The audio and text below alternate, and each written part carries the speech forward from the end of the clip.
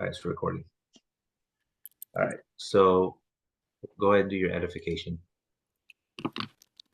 So I want to thank Dennis for taking his time out of his busy schedule and being here. He's one of the top trainers in the office, and I trust that he's going to share valuable information. And I think that's everything. And with that, I'm going to let him take it away. What does the H stand for? And he's going to help me in my Yeah, training. yeah, right. Okay. You want to do it one more time real quick? Yeah, so I just want to thank Dennis for his time. He's one of the top trainers in the company, and I trust that he's going to help me and all the information that he's going to share as well. I trust is going to be very valuable as well. And with that, I'll let him get started. Perfect. Okay. How about form? It's family, occupation, recreation, and mission. Okay. All right. And then you tell me your 2-minute story. It is a little bit about me. I did what all experts in society say to do, which is to get a degree, to then get a good job. But I realized that after that, I was not only in thousands of dollars in debt, but I also was just living paycheck to paycheck. And I realized something had to change, and I wanted to do something not only for my current family, but my future family. And so I was introduced to this company and learned what we all should have learned in school about finances, and now I have the opportunity to do that for others. Okay. And go ahead and transition to like who we are. Um, It's uh, basically, it's basically the flip chart if you think about it. It's kind of going and through. then, have you ever heard about World Financial Group before? We're a Trans America company. Okay. No. Um, so we're a Trans America company. I mean, I typically have the flip chart in front of me. We're a financial. Oh my goodness, I need the flip chart. So we are a financial marketing company who's associated with affiliated companies that offer a broad array of financial products and services. I totally botched that, but that's the Got it. Okay. And then how do you explain the rule of 72? so Albert Einstein calls it the eighth wonder of the world. And it's basically that saying, have your money work for you, not you work for your money. It's similar, or like it's compound interest. And then like for the KTP, when you go into more detail, it's something about it's basically 72 divided by how many years, or no, divided by the interest rate, and that's how many years it takes for your money to double. Perfect. Okay. And then how about the 3 tax boxes? And then for the three tax buckets, there's tax now, tax later, and tax never. Tax now, I believe your money get taxed um, immediately, and then tax later is when it's at its highest potential, and tax never or advantage is it get taxed initially, and then at the end you never get, or like then you never get taxed on it ever again. Okay.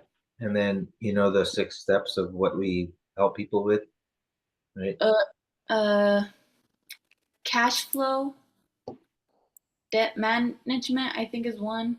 Uh-huh. Proper protection, asset accumulation, and I think eventually preserving your estate. There we Am I go. missing one? Yep. Okay. And then emergency. Oh, and then emergency fund. Yeah, that's before the state preservation. And then how do we get paid? Like, so if Um, I believe we calculate it from the I want to say it's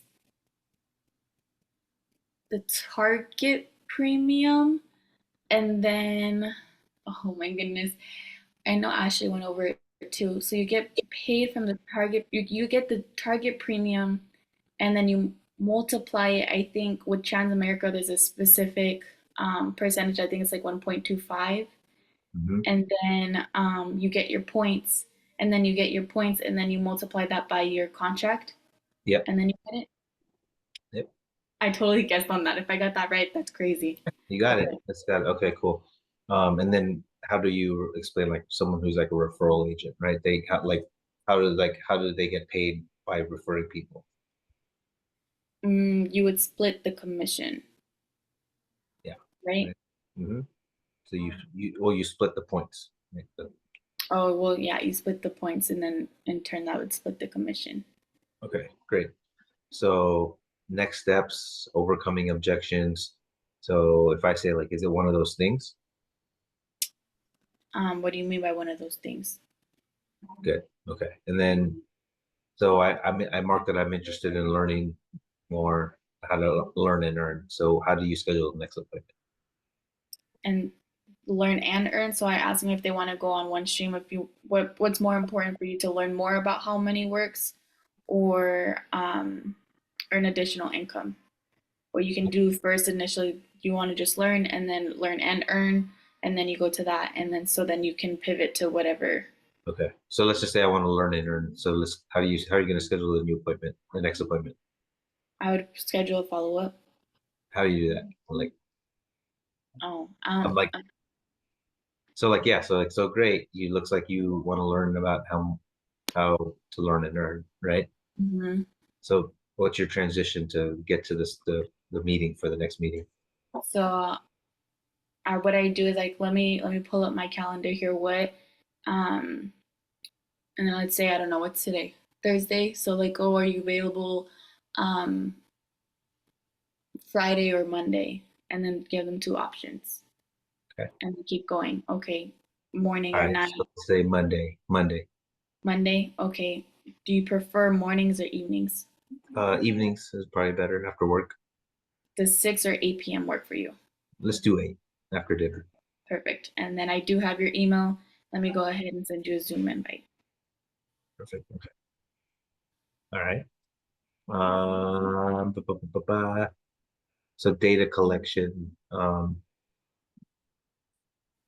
That's basically, what you just did with Margarita, right? So ask member Badia, birthday, income, debt, insurance, assets, right? Those are the questions you want to ask.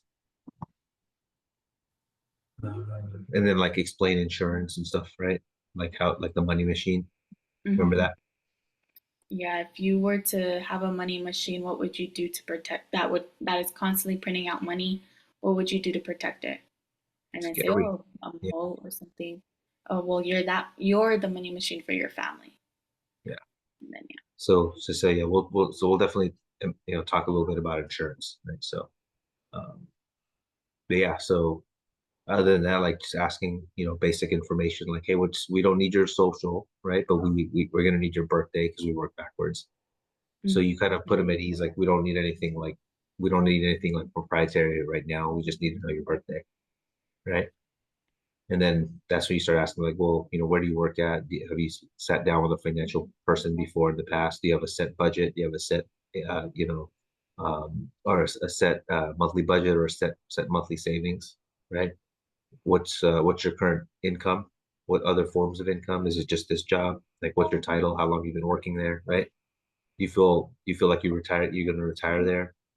So like all these questions to guide and get them thinking, like, what are your dreams? What are your goals? Like, what do you want to do financially? It's going to cost money, right? Hmm. So, and then from there, it's like, okay, so then you ask them, like, what's their income, all this stuff. And then of all those categories, what are their expenses, right? Then you do that insurance question. So for the expenses, I think I've seen you do it before where you're like, so you show them or you mention the expenses is like, what's a general number? Yeah. You don't Okay. need, I mean, if they, a lot of some, there's actually, I've had clients where they have like their own little PowerPoint or not PowerPoint, the like Excel file that has a breakdown of their own personal finances so they know where their money's going. Those are Mhm. great for clients because they already have it for you. Like, oh, like what do you spend on? Like, hold on. And then they pull up, like, I spend this on groceries. This, I've had that before. So you'll have some of those clients, but the ones that don't, so like, hey, just give me a ballpark figure. If you look at all of these categories, what would you say is a monthly what you put into that? It doesn't have to be Got exact. So that's how you get through it quickly without having to like sit there and ask like, what do you pay for your internet? Like, what do you know what I mean? Like, it. we just need the ballpark figures, right? And then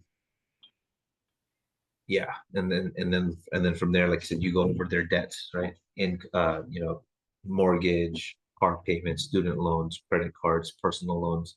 You also want to know what's the information you want to know on their debts? You remember that? You need to The know. car loans, credit cards. No, but like you know what? Like let's say it's a car loan. What do you ask if on Oh, their car loan? then the lender name, Yeah, how much interest rate, and then monthly payment, but another one and too. the balance. Yeah, the balance. There you go. Yeah, and then also when you ask their payment, you ask what's the minimum and what do you actually pay, Okay, because I you want to know because that's going to help you structure the way they pay their debt down, right? gotcha. Right, and then their assets. How do you ask about assets? So remember the three tax buckets that we mentioned before: tax now, tax later, and tax never. Where are Uh-huh. your assets allocated right now? Okay. Or just say like you said earlier, you have a checking and savings, right? Right. So how much do you have in checking and savings? So just assume they have those in there, so they just spit the numbers out for you. Okay. Like, oh, you said you work at at the school. Did they have? Are you participating in their 401k? Right. And if you are, what percentage are you contributing? Do they match? Right. And then yeah, so you want to know those numbers, and if they know the balance inside their 401k, that's good too. If they have an IRA, right? All that stuff. And then for the tax never, I mean, unless they have like a Roth, most likely they don't have the cash value life insurance. So I just ask them, do you have anything in this tax advantage bucket? Like a cash value life insurance, a Roth. If they don't, then most likely they would have already told you. So, but if you know they have one, find out those numbers too. Okay. All right. And then, yeah. Can you explain dime? Dime. Yeah. Um, Like your insurable need, right? I feel like this is wrong, but is it debt, income, um, I think mortgage, Uh, and then I'm trying to think what, maybe expenses. I don't know. Education. Oh, education. Yeah. And then Okay. what's the I? He says income, right? So what's Yeah. that amount? Um, Income, is their annual salary rate? but what's the insurable need? Income times. Is it 10? Yeah, got it. Okay. Um, do you know how to speak about like long-term care? I know it's something we add on to the um policies, and I think it's if you can't perform 3 out of 6 um like day-to-day activities. 2 out of 6? Oh, 2 out of 6 activities, like I don't know, getting out of a car, bathing yourself, or maybe it's getting out of bed, bathing yourself. Um, and that's all I really know. I know there's a few more. Yeah. So get to see as you're doing this, kind of see where you need to improve upon, right? Yeah. So they're called not daily activities. I mean, you could say that in like common conversation, but if you're speaking to a professional, it's ADAs, right? Activities of daily living. ADLs, I'm sorry, ADLs.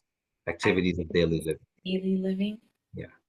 So it's toileting, right? So using the toilet, transferring, bathing, ambulating, and then continence, right? And then hold on, I have to sometimes I even forget it too, but basic care. I know he talked about it a little bit Yeah, he on their did. So PPM. it's bathing, continence, dressing, eating, toileting, and transferring. Those are 6. And then the last one is severe cognitive impairment. So like Alzheimer's, dementia, stuff like that, right? So if they can't do any 2 out of those 6, or they have severe cognitive impairment, that's what it qualifies for that, right? What's chronic illness?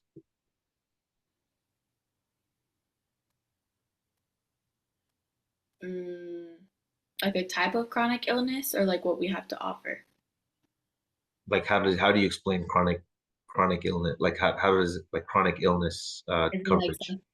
Oh, I don't know. Okay. So take some notes on this, right? Like these are things we got to start studying, right?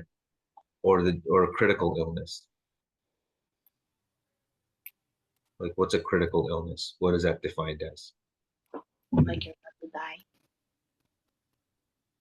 Yeah, like heart attack, stroke, car, like major car accident, stuff like that, like uh, amputation, stuff like that, right?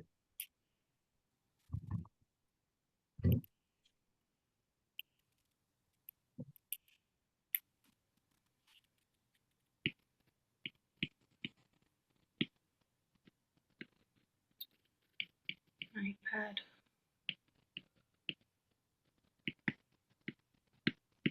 Not working. Oh my goodness. Oh, it's not working. Okay. Okay, Let me play it on my phone. so that's that, right? Um, terminal illness. How do you define terminal illness? I don't know. These from the Like right here, terminal illness.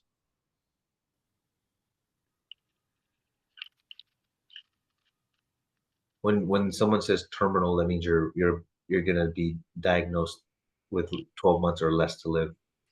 So let's say someone has like stage 4 cancer, right? And it's pretty bad, right? Or like a impairing, like some sort of disease that's uncurable, stuff like that.